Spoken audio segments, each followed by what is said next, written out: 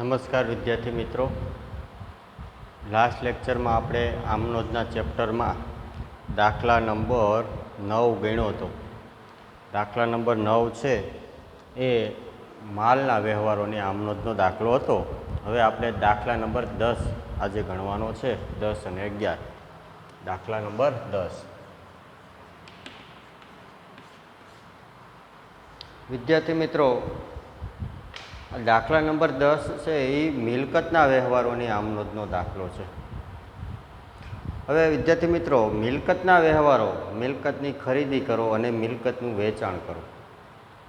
તો મિલકતની ખરીદી પણ માલની ખરીદીની જેમ રોકડેથી થાય, ઉધાર થાય અને ચેકથી થાય.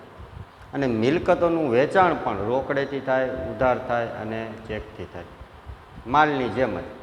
પણ માલ ખરીદો તો યાદ રાખજો કે માલ ખરીદતો આગળ મેં તમને વારંવાર કીધેલું છે કે માલ ખરીદો તો ખરીદ ખાતે ઉધાર થાય અને તે રોકડ અથવા બેંક અથવા દેવાદાર આપનાર ખાતે જમા થાય. હવે મિલકત ખરીદો તો ખરીદ ખાતે ઉધાર ન થાય. મેં તમને કીધેલું છે કે માલ ખરીદો તો જ ખરીદ ખાતું ઉધાર થાય. મિલકત ખરીદો તો જે તે મિલકત ખાતે ઉધાર થાય. માલની ખરીદી કરો તો જ ખરીદ ખાતે ઉધાર થાય અને મિલકતની ખરીદી કરો તો જે તે મિલકત ખાતે ઉધાર થાય. અને જમા ખાતું તો માલની ખરીદીમાં આવતું એ જ રોકડ ખાતે જમા થાય, કાં ચેક બેંક ખાતે કાં આપનાર ખાતે જમા થાય. એ રીતે મિલકતોનું વેચાણ કરો. તો અત્યાર સુધી આપણે માલના વેચાણની આમનોંધ શું કરતા? માલના વેચાણ, જો ખરીદીની આમનોંધ શું કરતા? માલ ખરીદતા તો આમનોંધ શું કરતા? ખરીદ ખાતે ઉધાર. તે રોકડ ખાતે જો રોકડે ખરીદી કરી હોય તો, પછી ચેકથી ખરીદી કરી હોય તો બેંક ખાતે, અને ઉધાર ખરીદી કરી હોય તો આપનાર ખાતે જમા કરતા. ખરીદ ખાતે ઉધાર તે રોકડ ખાતે જમા અથવા બેંક ખાતે જમા તે આપનાર ખાતે. પણ હવે મિલકતની ખરીદી કરો તો ક્યારેક ખરીદ ખાતે ઉધાર ન થાય. કોના ખાતે ઉધાર થશે? જે તે મિલકત ખાતે ઉધાર. એટલે યંત્ર ખરીદ્યું તો યંત્ર ખાતે ઉધાર, મકાન ખરીદ્યું તો મકાન ખાતે ઉધાર, ફર્નિચર ખરીદ્યું તો ફર્નિચર ખાતે ઉધાર. એટલે માલની ખરીદી કરો તો જ ખરીદ ખાતું ઉધાર થાય અને મિલકતની ખરીદી કરો તો જે તે મિલકત ખાતે ઉધાર થાય. અને જમા થતું ખાતું તો એનું જે રોકડથી ખરીદી કરો તો રોકડ ખાતે, ચેકથી ખરીદી કરો તો બેંક ખાતે, અને ઉધાર ખરીદી કરો તો આપનાર. એ રીતે માલનું વેચાણ કરતા તો આપણે આમનોંધ શું કરતા? રોકડ ખાતે ઉધાર, અથવા ચેકથી હોય તો બેંક ખાતે ઉધાર, અથવા ઉધાર વ્યવહાર હોય તો લેનાર ખાતે ઉધાર. આ રીતના આમનોંધ કરતા. અને તે વેચાણ ખાતે જમા. તો હવે માલનું વેચાણ કરતા એટલે વેચાણ ખાતે જમા કરતા. હવે મિલકતનું વેચાણ કરો તો વેચાણ ખાતે જમા ન થાય. કોના ખાતે જમા થાય? જે તે મિલકત ખાતે જમા. ઉધાર થતા ખાતા તો એના જ રહે. રોકડ ખાતે ઉધાર, અથવા ચેક ખાતે, બેંક ખાતે ઉધાર, અથવા લેનાર ખાતે ઉધાર.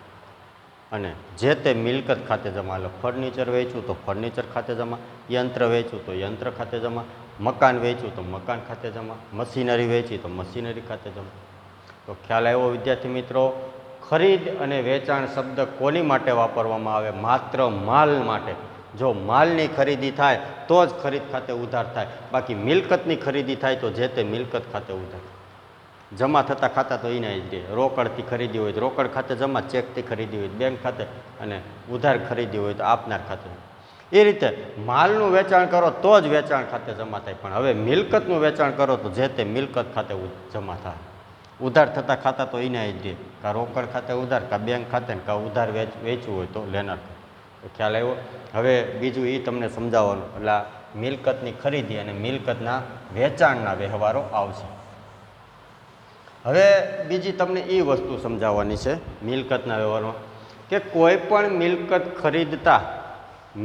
ખરીદતા જે કંઈ ખર્ચ થાય ને મિલકતની કિંમતમાં ઉમેરાય. દાખલા તરીકે તમે આ પંખો લીધો, 1000 રૂપિયાનો પંખો લીધો, ઇલેક્ટ્રિકવાળાને બોલાવીને ફિટ કરવાના 100 રૂપિયા ચાર્જ આપ્યો. તો પંખો તમે 100 રૂપિયાનો લીધો, એટલે 1000 રૂપિયાનો લીધો, એનો ફિટ કરવાનો ચાર્જ 100 રૂપિયા આપ્યો. તો પંખો તમને પડ્યો કેટલો? 1100 રૂપિયામાં. તો એની પડતર કિંમત 1100 રૂપિયા કહેવાય, 1000 રૂપિયા ન કહેવાય.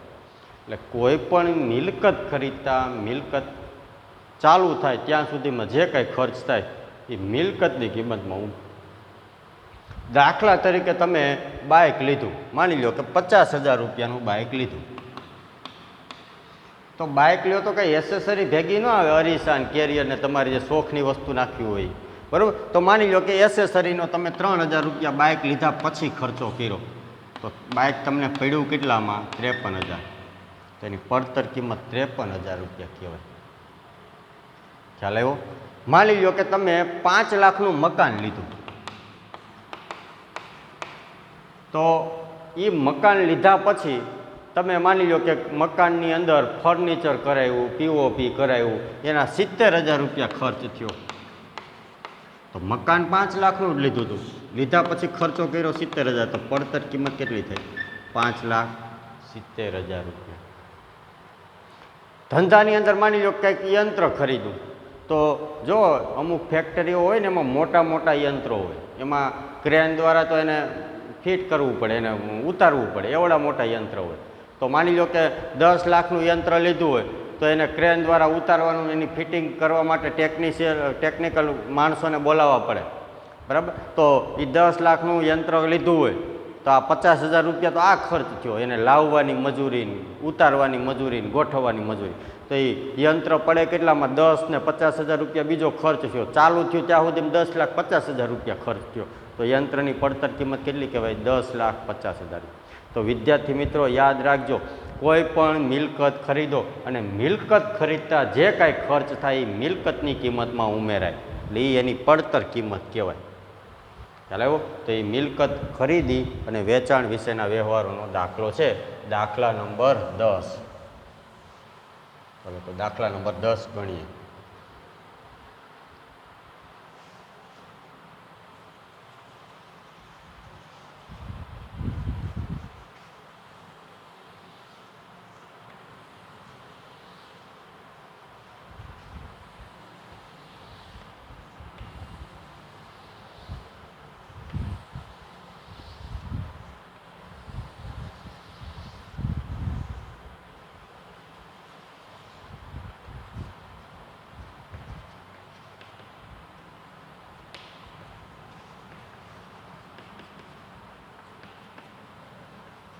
દાખલા નંબર 10. શું નામ છે? લક્ષ્મણના ચોપડે આમનો, લક્ષ્મણ ચંડેરા. તો શ્રી લક્ષ્મણની આમનો હતો. તારીખ આપી છે કે વ્યવહારનો ક્રમ? તો વ્યવહારનો ક્રમ આપ્યો, તારીખ નથી આપી. 1 2 3 4 5, બરોબર. ચાલો પહેલો વ્યવહાર વાંચો. 20,000નું યંત્ર ચેકથી ખરીદું. શેનાથી ખરીદ્યું? ચેકથી. અને યંત્ર ગોઠવણી ખર્ચના 500 રોકડા ચૂકવ્યા. જો યંત્ર કેટલામાં ખરીદવું? 20,000 રૂપિયા. યંત્ર ગોઠવવાનો ખર્ચ કેટલો થયો? 500. તો યંત્ર પડ્યું કેટલામાં? 20,500 રૂપિયામાં પડ્યું. ચાલુ થાય ત્યાં સુધીમાં 20,500 રૂપિયા ખર્ચ, પેલા ટોટલ પડ્યું આપણે. તો યંત્રની પડતર કિંમત કેટલી? 20,500. તો હમણાં મેં તમને સમજાવ્યું એમ કે કોઈ પણ મિલકત ખરીદતા જે કાંઈ ખર્ચ થાય અને મિલકત ચાલુ થાય ત્યાં સુધી જે કાંઈ ખર્ચ થાય એ મિલકતની કિંમતમાં ઉમેરાય. તો પહેલા વ્યવહાર, યંત્ર ખાતે ઉધાર. યંત્ર ખાતે ઉધાર શું કામ? જો ખરીદ ખાતે ઉધાર ન થાય હોય, મેં સમજાવ્યું હમણાં કે માલની ખરીદી કરો તો જ ખરીદ ખાતું વાપરવામાં આવે, બાકી મિલકતની ખરીદી કરો તો જે તે મિલકત ખાતે ઉધાર થાય, બરાબર. તો યંત્ર છે એ મિલકત છે. યંત્ર, જમીન, મકાન, ફર્નિચર, મશીનરી, આ બધી મિલકતો કહેવાય. અને મિલકત ખરીદો તો મિલકત ખાતે ઉધાર થાય. કેટલામાં પડ્યું? 20,500. તો યંત્ર ખાતે ઉધાર શું કામે? યંત્રને ખાતાના 3માંથી કેવો પ્રકાર લાગુ પડે? માલ મિલકત. એનો નિયમ શું? આવે તો ઉધાર, જાય તો જમા. તો યંત્ર ખરીદો એટલે યંત્ર આવે ને, આવે એટલે ઉધાર. કેટલામાં પડ્યું? 20,500. 20,500. હવે જમા 2 ખાતા થશે. જો બેંક ખાતે જમા 20,000 રૂપિયા અને તે રોકડ ખાતે જમા 500 રૂપિયા. કઈ રીતે? તો જો યંત્ર ચેકથી ખરીદ્યું છે, પણ યંત્ર ગોઠવવાની જે મજૂરી છે ને એ રોકડેથી ચૂકવી છે. તો જો વાંચો, શું કીધું? યંત્ર ચેકથી ખરીદવું તો 20,000 રૂપિયા આપણા વતી કોણ ચૂકવશે? યંત્ર ખરીદીને આપણે સામેવાળાને ચેક આપ્યો, એણે રૂપિયા જોતા હોય ક્યાં જવું પડશે? બેંકમાં. તો આપણા વતી રૂપિયાને આપશે કોણ? બેંક. તો બેંક આપનાર થઈ, આપનાર ખાતે જમા, એટલે બેંક ખાતે જમા 20,000. યંત્ર ગોઠવવાની મજૂરી, જો અહીં મજૂરી ખાતું ઉધાર ન થાય, કારણ કે મિલકત ખરીદતા જે કંઈ ખર્ચ થાય ને મિલકતમાં ઉમેરી દેવાનું, બરાબર? એટલે મજૂરી પાછી રોકડેથી ચૂકવી છે, એટલે રોકડ જાય, રોકડ ખાતે જમા કેટલા? 500. એટલે આના ચેકથી ચૂકવા એટલે બેંક ખાતે જમા યંત્રના, એની ગોઠવવાની મજૂરી રોકડેથી ચૂકવી એટલે રોકડ ગઈ, જાય તો જમા રોકડ ખાતે જમા. ચાલો બીજો વ્યવહાર, બાબત જેમાં જે કંઈ વ્યવહાર છે એ લખી નાખવાનું, યંત્ર ખરીદ્યું તેના. બીજો વ્યવહાર, 3,000નું ફર્નિચર કાવેરી ફર્નિચર માર્ટમાંથી ખરીદ્યું, લારી ભાડાના 50 રોકડા ચૂકવ્યા. ચાલો ફર્નિચર છે એ ઉધાર ખરીદ્યું છે અને લારી ભાડું રોકડેથી ચૂક્યું. કેટલામાં પડશે ફર્નિચર? 3,000નું ખરીદ્યું, 50 રૂપિયા મજૂરી, કેટલા રૂપિયામાં પડ્યું? 3,050 રૂપિયામાં પડ્યું ને આપણને, બરાબર? તો 3,000નું ફર્નિચર કાવેરી ફર્નિચર માર્ટમાંથી ખરીદ્યું, લારી ભાડાના 50 રોકડા ચૂકવ્યા. શું આમનું થશે? કેટલામાં ફર્નિચર પડ્યું? 3,050. આમનું શું થશે? ફર્નિચર ખાતે ઉધાર કેટલા? 3,050. હવે જો ફર્નિચર ઉધાર ખરીદ્યું છે, ફર્નિચરના રોકડેથી ખરીદાય એવું કીધું નથી. ઉધાર ખરીદો તો આપનાર ખાતે જમા થાય. તો આપનાર કોણ છે? કાવેરી ફર્નિચર માર્ટ ખાતે જમા. કેટલા રૂપિયા? 3,000. તો 3,000. ને લારી ભાડાના રોકડેથી ચૂકવા એટલે તે રોકડ ખાતે જમા. કેટલા? 50 રૂપિયા. તો 50 રૂપિયા. ખ્યાલ આવ્યો વિદ્યાર્થી મિત્રો? લારી ભાડું છે એ આમાં ઉમેરી દેવાનું. એટલે ફર્નિચર કેટલામાં પડ્યું આપણને? 3,050. ફર્નિચર કાવેરી ફર્નિચર માર્ટમાંથી ખરીદ્યું, રોકડેથી ખરીદ્યું એવું નથી કીધું, ચેકથી ખરીદ્યું એવું નથી કીધું, એટલે ઉધાર ખરીદ્યું કહેવાય. દુકાનનું નામ હોય, રોકડેથી ચેક શબ્દનો ઉલ્લેખ ન હોય ત્યારે ઉધાર ખરીદો તો આપનાર ખાતે જમા થાય, બરાબર? તમને એમ થશે કે લારી ભાડાના રોકડા ચૂકવો એમ તો કીધું, પણ એ ખાલી લારી ભાડાના રોકડા ચૂકવા છે, ફર્નિચરના નહીં, બરાબર? એટલે લારી ભાડા રોકડાથી ચૂકવું એટલે રોકડ ખાતે જમા 50 રૂપિયા. ચાલો એના પછી ત્રીજો વ્યવહાર વાંચો. હવે જો શેર એક પ્રકારની મિલકત કહેવાય, કોઈ પણ કંપનીમાં શેર ખરીદો ને એ મિલકત કહેવાય, એનો વ્યવહાર છે. વાંચો ત્રીજો.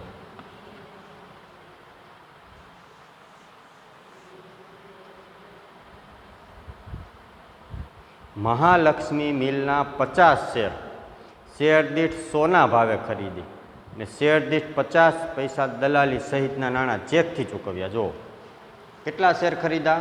50. 50 શેર, એક શેરનો ભાવ કેટલો? 100 રૂપિયા. તો શેર કેટલામાં ખરીદા હોય? 5,000માં ખરીદા હોય. પછી દલાલીના ચૂકવા. વાંચો, શેર દીઠ 20 પૈસા દલાલી ચૂકવી. જો શેર કેટલા છે? 50, આના 20 પૈસા.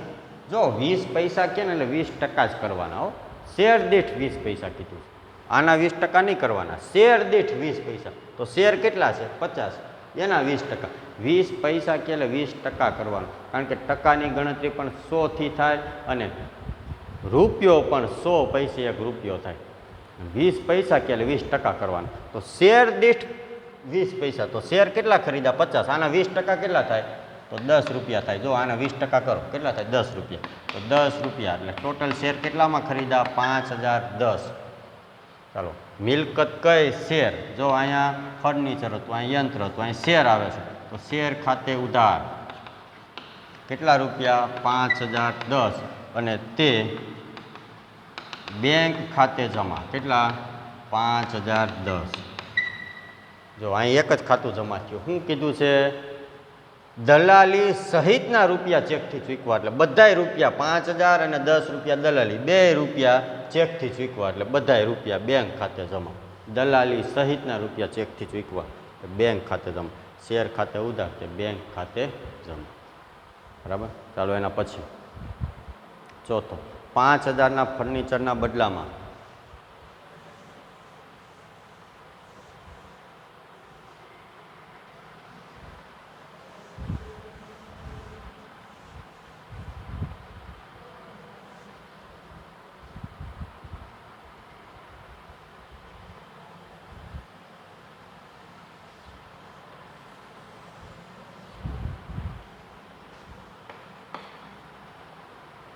5,000ના ફર્નિચરના બદલામાં 4,000નો માલ આપ્યો.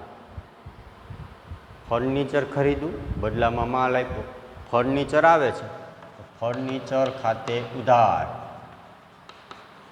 અને બદલામાં માલ આપ્યો એટલે માલ વેચો કહેવાય ને, તો માલ જાય છે વેચાણ ખાતે જમા. ફર્નિચર આવે તો ઉધાર, માલ જાય તો જમા. બેયને માલ મિલકત ખાતાનો જ પ્રકાર લાગુ પડે. હવે રૂપિયા 4,000 લખવાના, 5,000 તો 4,000 રૂપિયા. શું કામે?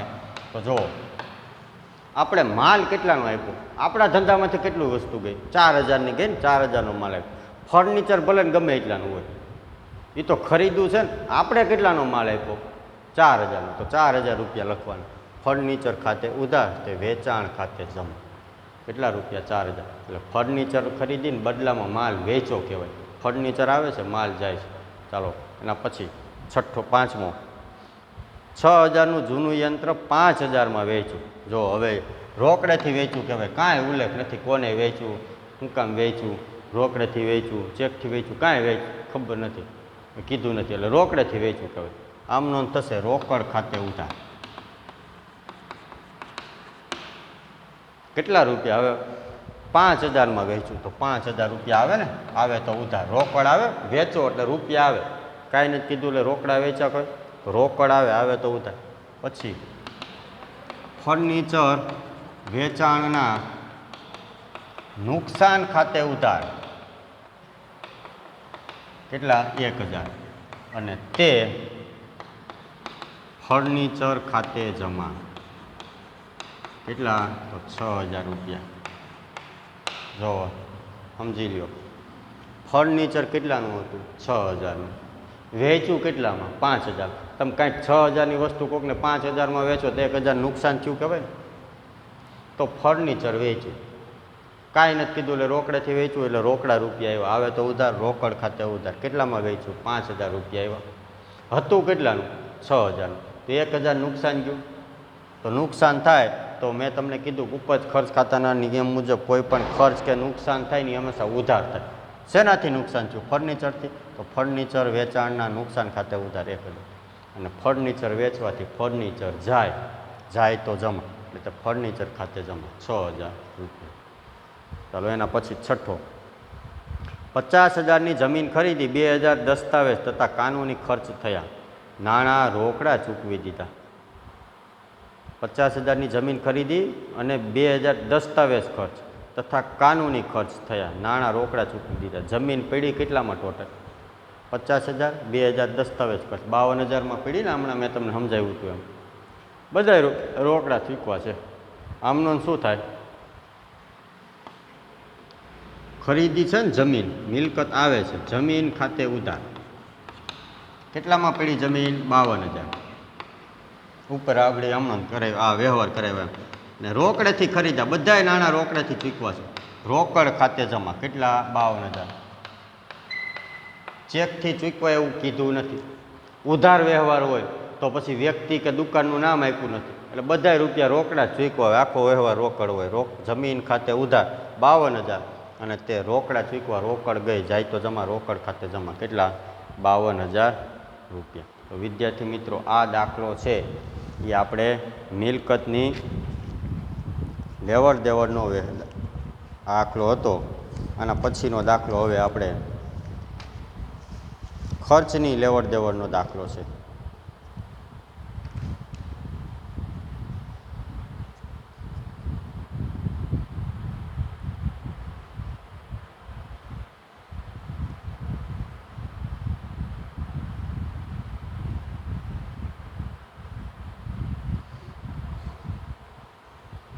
ચાલો, ખર્ચની લેવડ દેવડ, ઉપજ અને ખર્ચની લેવડ દેવડનો દાખલો, દાખલા નંબર 11.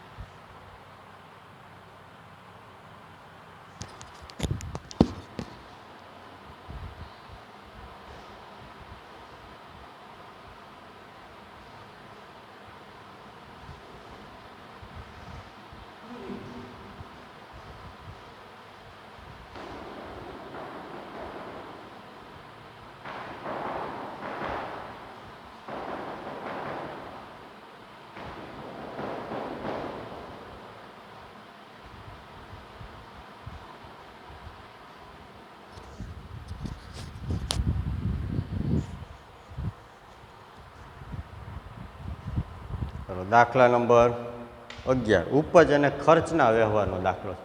વિદ્યાર્થી મિત્રો, ઉપજ એટલે આવક અને ખર્ચ એટલે ખર્ચ. બરાબર. તો ખર્ચ હોય, હમણાં મેં તમને બધું સમજાવેલું હતું ઉપજ ખર્ચના વ્યવહારો કર્યા ત્યારે આપણે બધાય કે કોઈ પણ ખર્ચ થાય એટલે જે તે ખર્ચ ખાતે ઉધાર થાય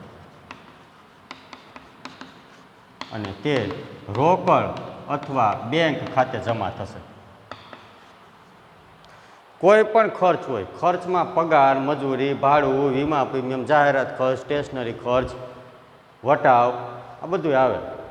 કોઈ પણ ખર્ચ ચૂકવો તો ઉપજ ખર્ચ ખાતાના પ્રકાર મુજબ, નિયમ મુજબ ખર્ચ થાય તો ઉધાર અને આવક થાય તો જમા. તો કોઈ પણ ખર્ચ થાય જે તે ખર્ચ ખાતે ઉધાર, એટલે પગાર ચૂકવો તો પગાર ખાતે ઉધાર, મજૂરી ચૂકવી તો મજૂરી ખાતે ઉધાર, સ્ટેશનરી ખર્ચ ચૂકવો તો સ્ટેશનરી ખર્ચ ખાતે ઉધાર. અને તે ખર્ચ બે રીતે ચૂકવાય, કાં રોકડેથી કાં ચેકથી. રોકડેથી ચૂકવો તો રોકડ ખાતે જમા, ચેકથી ચૂકવો તો બેંક ખાતે જમા. પછી બીજી આવકનો વ્યવહાર, આમનો શું થશે? આનાથી વિરુદ્ધ, રોકડ અથવા બેંક ખાતે ઉધાર અને તે જે તે આવક ખાતે જમા. કારણ કે આવક એટલે રૂપિયા મળે તો રૂપિયા આવે તો ઉધાર, રોકડ ખાતે ઉધાર. ચેકથી મળે તો બેંક ખાતે ઉધાર, કારણ કે આ રૂપિયા આપણે બેંકમાં ભરીએ એટલે બેંક લેનારથી બેંક ખાતે ઉધાર. અહીંયા આપનાર થાય, રોકડ જાય તો જમા, બેંક આપનાર થાય, આપનાર ખાતે. આવક મળે, આ ખર્ચ હતો, આ આવક છે તો રોકડ આવે, રોકડ ખાતે ઉધાર. ચેકથી મળે તો બેંકમાં રૂપિયા ભરો, બેંક ખાતે ઉધાર. અને જે તે આવક ખાતે જમા. તો ઉપજ ખર્ચ ખાતાના નિયમ મુજબ આવક થાય તો જમા. તો કમિશન મળ્યું તો કમિશન ખાતે જમા, ડિવિડન્ડ મળ્યું તો ડિવિડન્ડ ખાતે જમા. ખ્યાલ આવ્યો? તો કોઈ પણ ખર્ચ ચૂકવો એટલે જે તે ખર્ચ ખાતે ઉધાર, તે રોકડ અથવા બેંક ખાતે જમા. કોઈ પણ આવક મળે તો રોકડ અથવા બેંક ખાતે ઉધાર, તે જે તે આવક ખાતે જમા. ચાલો એનો દાખલો છે, દાખલા નંબર શશાંકનો છે.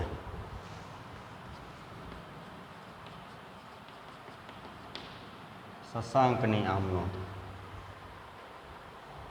તારીખ આપી છે 2014 છે ને, 2000, હવે આમાં વર્ષ આપ્યું છે 2014, એપ્રિલ મહિનો, તારીખ 1. વાંચો. દુકાનના ઉદ્ઘાટન પ્રસંગે ચા, પાણી અને નાસ્તા ખર્ચના 500 ચૂકવ્યા. વિદ્યાર્થી મિત્રો, આવા નાના નાના ખર્ચા ચૂકવે ને એની માટે ઉદ્ઘાટન ખર્ચ ન હોય, ચા પાણી ખાતું ન હોય. આવા નાના નાના ખર્ચા ચૂકવે ને એની માટે એક જ ખાતું હોય, પરચુરણ ખર્ચ. શું હોય? પરચુરણ ખર્ચ. પરચુરણ ખર્ચ ખાતે ઉધાર. કેટલા રૂપિયા ચૂકવા? તો 500. કાંઈ નથી કીધું, ચૂકવ્યા મળ્યા. જો ખર્ચ અને આવકના વ્યવહારમાં ચૂકવ્યા મળ્યા, ભર્યા, ઉપાડ્યા શબ્દ હોય એટલે રોકડ વ્યવહાર હોય. ચૂકવ્યા એટલે કાંઈ નથી કીધું, ચેકથી ચૂકવા કે રોકડેથી, કાંઈ ન કીધું એટલે રોકડા ચૂકવા, એટલે રોકડ ખાતે જમા. કેટલા? 500. તો વિદ્યાર્થી મિત્રો, ઉદ્ઘાટન પ્રસંગે ચા, પાણી, નાસ્તા પાણીના ચૂકવે તો એનું કાંઈ ચા પાણીનું ખાતું ન હોય, નાસ્તા પાણીનું ખાતું ન હોય, બધું પરચુરણ ખર્ચમાં આવે. આપણે કેમ સ્ટેશનરીમાં હજારો પ્રકારની વસ્તુ આવે, પેનનું ખાતું, પેન્સિલનું, કાગળનું, ઇરેઝરનું ખાતું ન હોય, એમાંથી જે કાંઈ ખરીદો એક જ ખાતું ઉધાર થાય, સ્ટેશનરી. ફર્નિચરમાં બારી, દરવાજા, સોફા, કબાટ, ખુરશી, આ બધું આવે તો બધાના ખાતા કાંઈ અલગ અલગ ન હોય. ખુરશીનું, ટેબલનું ખાતું, બારીનું ખાતું. ફર્નિચરની કોઈ પણ વસ્તુ ખરીદો, ફર્નિચર ખાતે જ ઉધાર થાય. એવી રીતે ધંધાની અંદર આવા નાના નાના ખહુરિયા જેવા ખર્ચા હોય તો એના બધાના ખાતા અલગ અલગ ન હોય. નાસ્તામાં પાછો એક દી દાબેલી મગાવે ને એક દી વડાપાઉં મગાવે ને, બરાબર, સેન્ડવિચ મગાવે ને પાણીપુરી મગાવે તો કંઈ એનું બધાનું ખાતું અલગ અલગ ન હોય કે ભાઈ પાણીપુરી ખાતે ઉધાર કરો, દાબેલી ખાતે. આ જે કાંઈ ખર્ચા થાય નાના નાના એની માટે એક જ ખાતું રાખવામાં આવે, પરચુરણ ખર્ચ ખાતું. એટલે પરચુરણ ખર્ચ ખાતે ઉધાર, તે રોકડ ખાતે જમા. ચાલો બીજો વ્યવહાર. દુકાન માટે જરૂરી હિસાબી ચોપડા 400ના ખરીદા. આ ચોપડા શેમાં આવે? સ્ટેશનરીમાં આવે ને. શું આમનો થશે? ચોપડા ખાતે ઉધાર કરશું, સ્ટેશનરી ખર્ચ ખાતે? હમણાં મેં કીધું તો સ્ટેશનરી ખર્ચ ખાતે ઉધાર. સ્ટેશનરી ખર્ચ ખાતે ઉધાર. કેટલા રૂપિયા? તો સ્ટેશનરી ખર્ચ ખાતે ઉધાર કેટલા? 400. તે કાંઈ નથી કીધું એટલે રોકડા ચૂકવા હોય, રોકડ ખાતે જમા. 400. કેટલા? 400. ચાલો એના પછી ત્રીજો મજૂરીના 200 ને લારી ભાડાના 100 રોકડા ચૂકવ્યા. તારીખ કઈ છે? 4. પછી તારીખ કઈ છે? સોરી, અહીંયા 2 તારીખ હતી. 2, હવે 3. ક્યાં ક્યાં ખર્ચા ચૂકવા? મજૂરી અને લારી ભાડું. જો વિદ્યાર્થી મિત્રો, આ બેયની અલગ અલગ આમનોંધ થાય, સંયુક્ત થાય. હું તમને સંયુક્ત કરાવું. રોકડા ચૂકવા કાંઈ નથી કીધું. ચેકથી ચૂકવા એવું નથી કીધું નહીં, એટલે રોકડા ચૂકવા એવું કીધું જ છે.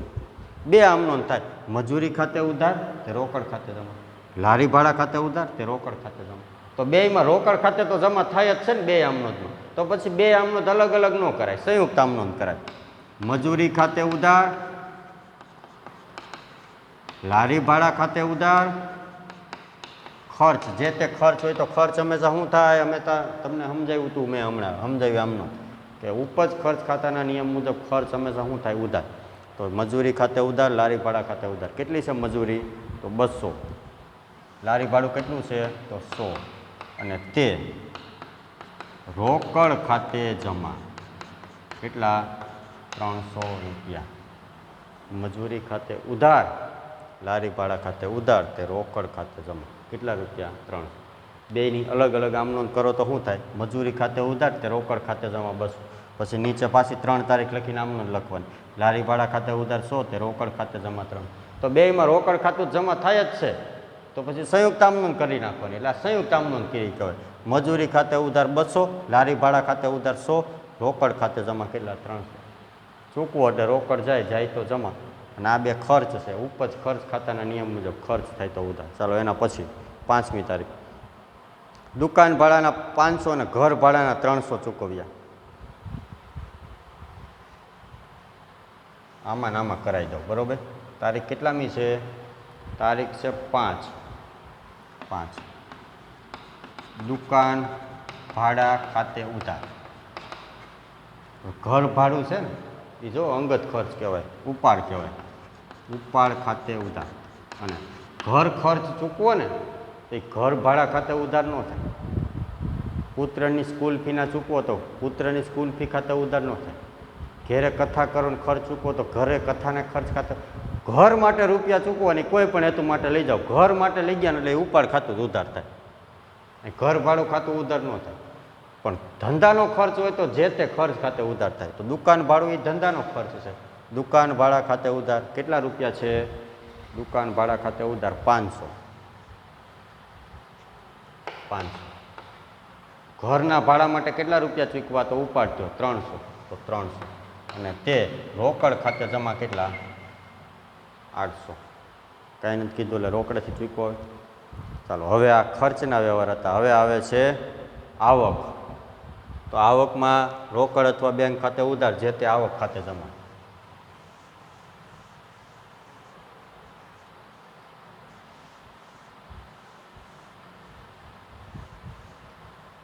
જો તારીખ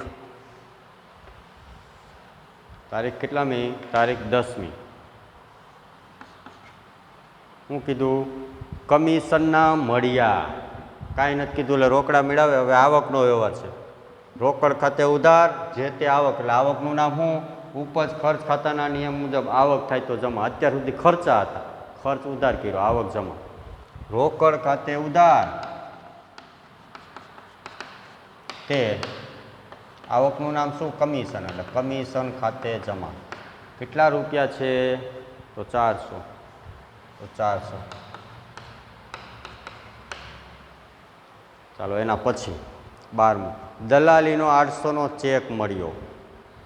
લખતો નથી વિદ્યાર્થી મિત્રો. શું આમનો થશે? જો ચેકથી મળ્યા લખું 1 મિનિટ. બેંક ખાતે ઉધાર. મને એમ કે રોકડ વ્યવહાર છે. રોકડ જ છે પણ ચેકથી મળ્યા છે ને. બેંક ખાતે ઉધાર. આવકનું નામ શું? દલાલી.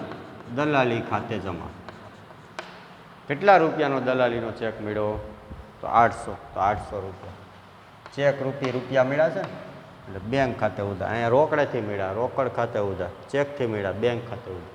અને જે તે આવક ખાતે જમા. ચાલો તારીખ 15. ગુજરાત સમાચારનું જાહેરાત બિલ 300 ચૂકવ્યું. જાહેરાત આ ખર્ચનો વ્યવહાર છે. જાહેરાત ખર્ચ ખાતે ઉધાર. અને ચેકથી ચૂકવું એવું કાંઈ કીધું નથી, એટલે રોકડ ચૂકવું હોય, રોકડ ખાતે જમા. કેટલા રૂપિયા ચૂકવું? તો 300, એટલે 300 રૂપિયા. બરાબર. હવે અહીં ગુજરાત સમાચારનું ક્યાંય નામ ન આવે. જાહેરાત તો ઘણી રીતે થાય. ગુજરાત સમાચારમાં થાય, સંદેશમાં થાય, દિવ્ય ભાસ્કરમાં, કેટલાય પ્રકારના છાપા આવે, ટીવીમાં થાય, ટેમ્પલેટથી થાય. તો કાંઈ બધાના ખાતા અલગ અલગ ન હોય. તમે કોઈ પણ રીતે જાહેરાત કરો, જાહેરાત ખર્ચ ખાતે ઉધાર થાય. બરાબર. ચાલો એના પછી ઇક્વિટી શેર પર ડિવિડન્ડ 500 મળ્યું. આ પાછો આવકનો વ્યવહાર છે. જો ઇક્વિટી શેર, શેરના પ્રકાર આવે એ તમારે BSPCCમાં આવશે. ઇક્વિટી શેર પર ડિવિડન્ડ 500 મળ્યું. હવે જો વિદ્યાર્થી મિત્રો, ડિવિડન્ડ છે ને એ હંમેશા ચેકથી જ મળે. આવકનું નામ શું? ડિવિડન્ડ. એટલે ડિવિડન્ડ ખાતે જમા. કેટલા રૂપિયા મળ્યું? તો 500. તો 500 રૂપિયા. તમે શેર બજારની લેવડ દેવડ છે એ ચેકથી, ઓલા રોકડેથી 1 રૂપિયાની ન થાય. બધું ચેકથી લેવડ દેવડ થાય. 1 રૂપિયાની લેવડ દેવડ રોકડેથી ન થાય. બેંક થ્રુ જ બધો વહીવટ થાય. તો શેરમાં રોકાણ કર્યું હોય એમાં વળતર સ્વરૂપે જે રૂપિયા મળે એને શું કહેવાય? ડિવિડન્ડ કહેવાય. આ હંમેશા કીધું હોય કે ન કીધું હોય યાદ રાખજો, ડિવિડન્ડના રૂપિયા હંમેશા ચેકથી જ મળે. બરાબર. એટલે બેંક ખાતે ઉધાર. અને આવકનું નામ શું? ડિવિડન્ડ. ડિવિડન્ડ ખાતે જમા. ચાલો એના પછી 24 તારીખ.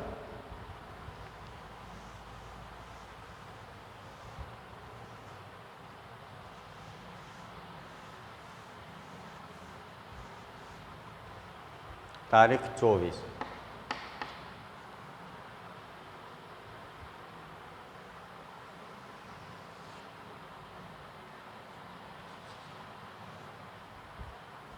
વાંચો. 24 તારીખ. એસઆર કંપનીએ ડિબેન્ચરનું 1000 વ્યાજ ચેકથી ચૂકવ્યું. એસઆર કંપનીએ, હો, કંપનીને નહીં, કંપનીએ, એણે આપણને વ્યાજ ચૂકવ્યું છે. જો ચૂકવ્યું એટલે આપણે નથી ચૂકવું. આપણે તો શું, આપણું નામ શું છે? શશાંક છે. એસઆર કંપનીને નથી ચૂકવું, એસઆર કંપની એ ચૂકવું. એટલે એ કંપની આપણને ચૂકવે છે. એટલે આવકનો વ્યવહાર છે. કેટલા રૂપિયા? 100 રૂપિયા. વ્યાજ ચેકથી ચૂકવ્યું, બેંક ખાતે ઉધાર. એટલે કંપની આપણને વ્યાજ આપે છે. એસઆર કંપની એ કીધું, એસઆર કંપની ને નથી કીધું, તો આપણે એને આપતા હોય. એ આપણને વ્યાજ આપે તો આવક થઈ, ચેકથી મળ્યા, બેંક ખાતે ઉધાર. કેટલા રૂપિયા? 1000. 1000. આવકનું નામ શું? ડિબેન્ચરનું વ્યાજ. તો ડિબેન્ચર વ્યાજ ખાતે જમા. કેટલા રૂપિયા? 1000 રૂપિયા. ચાલો એના પછી દુકાન માટે 3000ની કિંમતનું સાઇન બોર્ડ બનાવડાવ્યું. સાઇન બોર્ડ એટલે આપણે ઓલું દુકાનમાં રાતે નીકળી જ આમ ફ્લેક્સ લાઇટો વાળો બોર્ડ હોય બધામાં, એ સાઇન બોર્ડ કહેવાય. બરાબર. એ ફર્નિચરમાં આવે. કેટલા રૂપિયાનું છે? તારીખ 25. ફર્નિચર ખાતે ઉધાર. કેટલા રૂપિયા? તો 3000. કાંઈ નથી કીધું એટલે રોકડેથી ખરીદવું હોય એટલે તે રોકડ ખાતે જમા. કેટલા? 3000. છેલ્લે બેયનો સરવાળો. હું કોઈ પણ દાખલો પૂરો થાય ને સરવાળો તમારે કરી જ નાખવાનો. બરાબર. બેયનો સરવાળો સરખો છે. તો આવક અને ખર્ચના વ્યવહારો તો વિદ્યાર્થી મિત્રો, તો આ 10મો અને 11મો દાખલો આપણે ગણ્યો. હવે 12મા દાખલાનો અભ્યાસ આને પછીના નેક્સ્ટ પીરિયડમાં કરીશું. ધન્યવાદ.